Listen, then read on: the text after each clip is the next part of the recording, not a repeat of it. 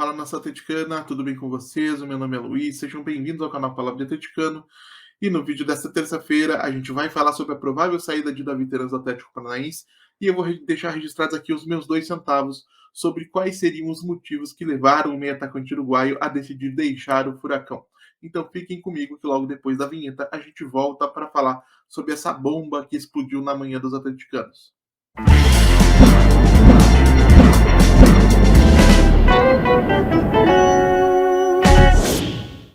E se você está chegando agora, eu peço que deixe seu like, se inscreva no canal, acione o sininho para receber notificações a cada novo vídeo publicado, compartilhe conteúdo em redes sociais, grupos de WhatsApp e Telegram sobre o Atlético Paranaense, porque assim você faz com que mais gente conheça o conteúdo produzido por aqui e ajuda a fortalecer esse nosso projeto.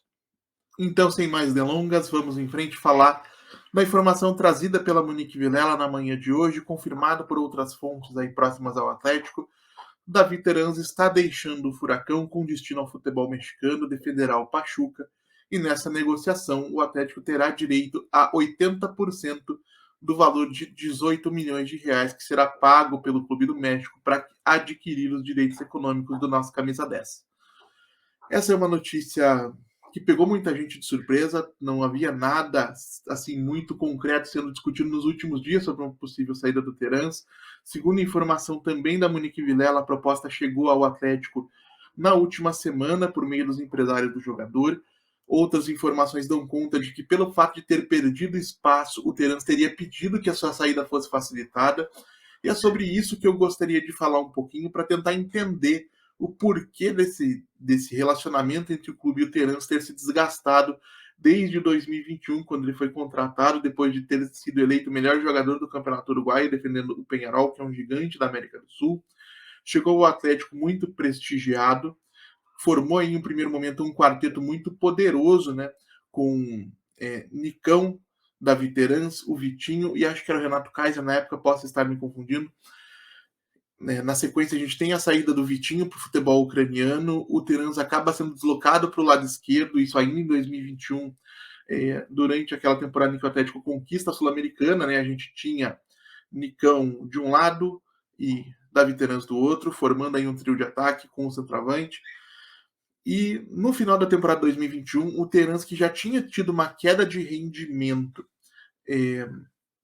por conta desse fato de ter sido deslocado para a esquerda, ele é um jogador, um típico camisa 10, né, do futebol sul-americano, um meio atacante de chegada, com capacidade de organização. Ele chega a mencionar a diretoria atleticana na época que se fosse para jogar nessa posição, ele preferiria ser negociado. Então já existia uma insatisfação desde aquele momento,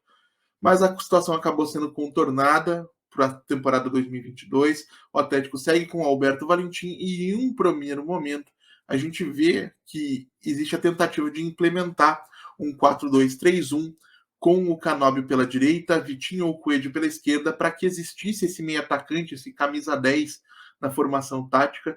uma posição que poderia receber bem um jogador como o Terans e também como o Marlos, que o Atlético tinha contratado na época.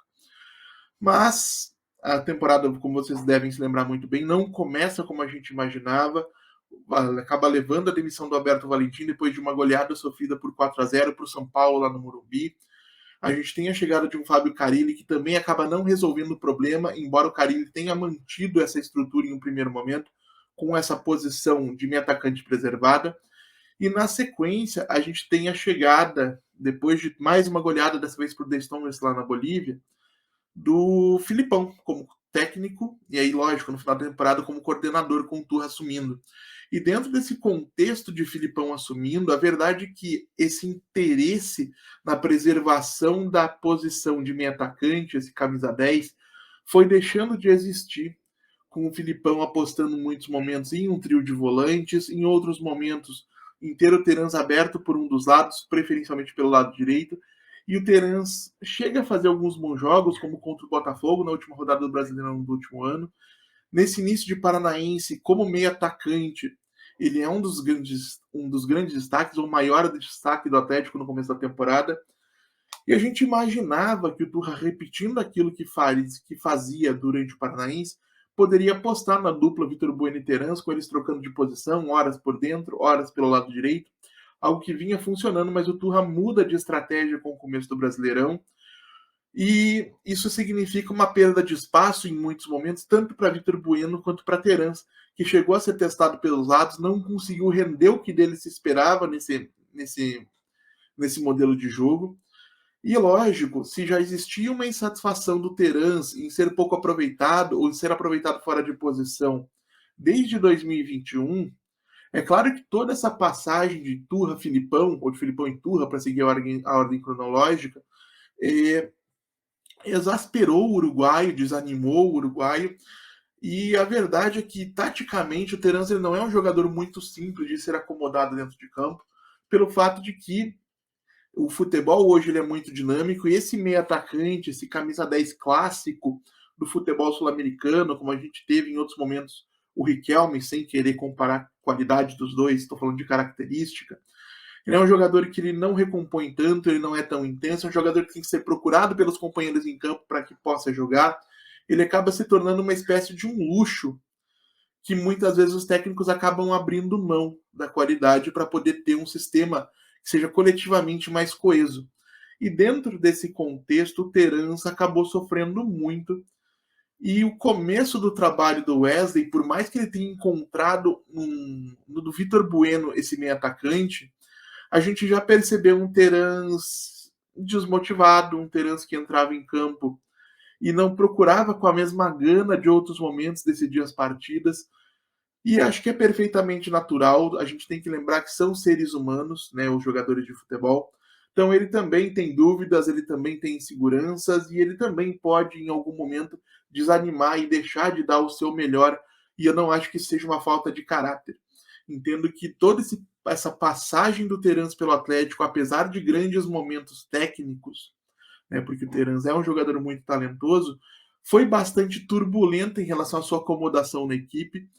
e isso gerou um desgaste que acabou resultando em todo esse processo que culminou na saída, com o Atlético recebendo pelo jogador um valor menor do que poderia ter recebido em outros momentos e menor do que justificaria todo o talento que tem o Terans. E acho que nada é mais emblemático dessa situação do que o fato de que o Terans, que em janeiro recebeu a camisa 10, né, que no ano passado foi do Marlos,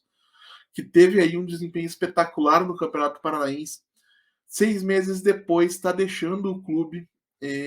como um reserva e um jogador até bastante questionado por parte dos torcedores. É como diz aquela frase aí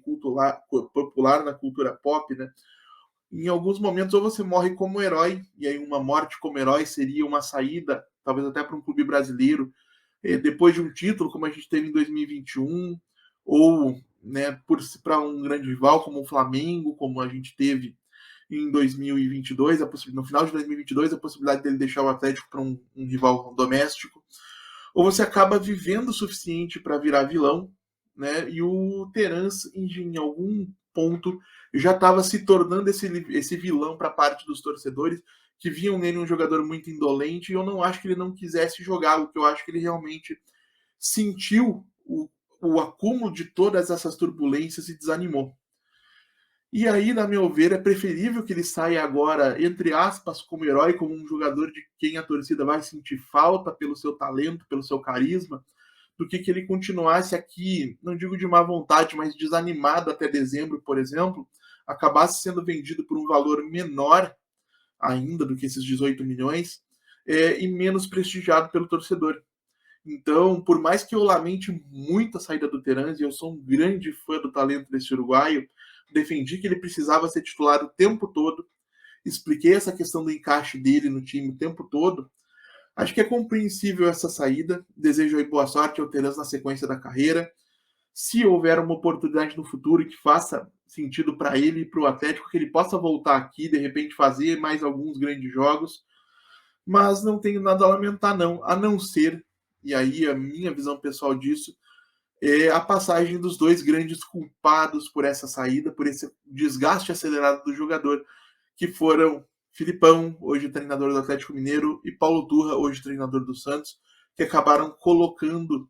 toda essa situação, todas essas circunstâncias contrárias ao Terans e permitindo que chegasse ao ponto de a gente considerar normal a saída de um jogador como ele. Então é isso, gente. Eu agradeço pela audiência e pela paciência de vocês. Peço mais uma vez que deixem um like, se inscrevam no canal, compartilhem o conteúdo nas redes sociais. A gente volta a falar de Atlético Paranaense amanhã aqui no canal Valor Atleticano, com o pós-jogo de Flamengo e Atlético pela Copa do Brasil. Muito obrigado mais uma vez pela atenção de todos e até a próxima.